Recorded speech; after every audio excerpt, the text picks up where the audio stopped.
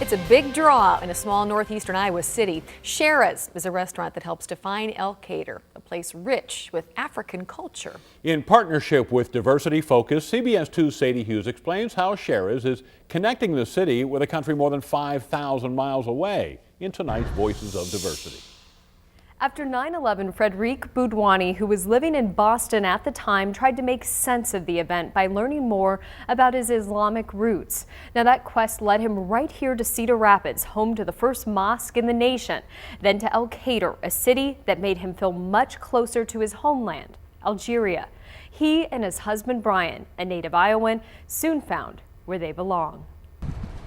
10 years ago, you would have told me I'll be living in a small town in northeast Iowa. I would have called you insane. But when you look closer at Elkader on the bank building, a beacon common in Islamic religious architecture, this minaret. And it was kind of my joy of joys to discover that the town was named after Elkader, which is in a way the George Washington of Algeria. He's watching after me and back here. And his life partner Brian Bruni now has the kitchen. No, two potatoes. Can you also get me a za'atar, please? In an Algerian restaurant, they found it together in Elkader, Shara's. It's a very kind of Midwestern sort of ethos in that, because it's not too spicy, it's not too sweet.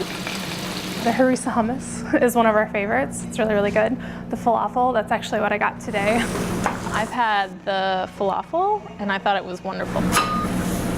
We've embraced kind of the part of the culture of the sister city, which you don't necessarily see a lot, particularly in small towns. And Elkader's connection to its Algerian sister city Mascara has had a large impact here.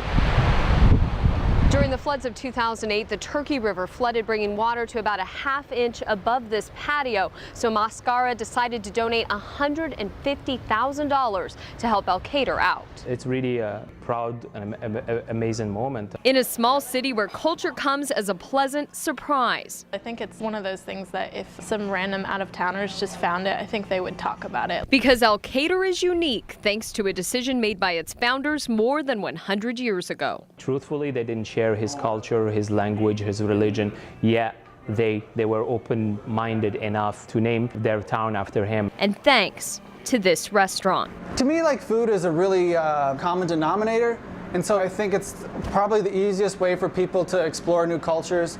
While Frederic helped found the restaurant, he is no longer a co-owner. Brian still runs Shara's, and Frederic now distributes craft beer. Sadie Hughes, Fox 28 News at 9.